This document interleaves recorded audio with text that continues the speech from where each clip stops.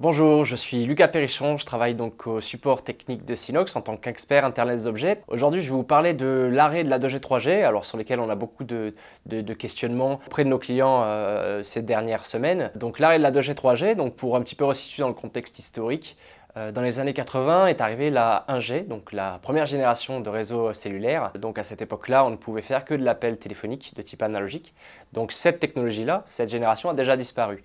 Dans les années 90, la 2G est arrivée avec notamment l'avènement du SMS et du MMS, donc le fait de pouvoir transmettre du message de type texte ou de type média. Dans les années 2000, il y a eu la 3G, donc la troisième génération.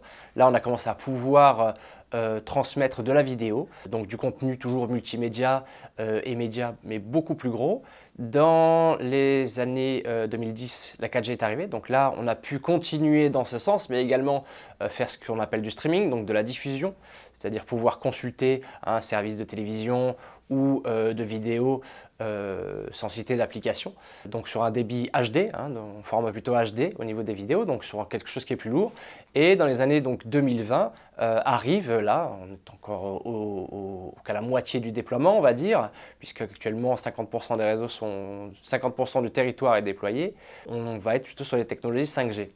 Donc pourquoi un arrêt de la 2G et la 3G est prévu? Parce que on commence à manquer de bandes de fréquences au niveau des fréquences qui sont utilisées pour les émissions de réseau téléphone.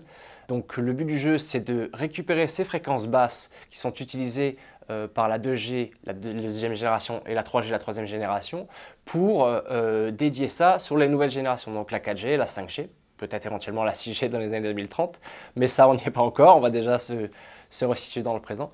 Donc le but du jeu, c'est de récupérer toutes ces bandes de fréquences qui actuellement sont un petit peu saturées et de pouvoir les réutiliser sur des technologies qui sont beaucoup plus propres et beaucoup plus adaptées à l'ère du temps. La prévision des opérateurs, elle va différer un petit peu en fonction des opérateurs. Certains parlent pour la 2G de fin 2025, fin 2026.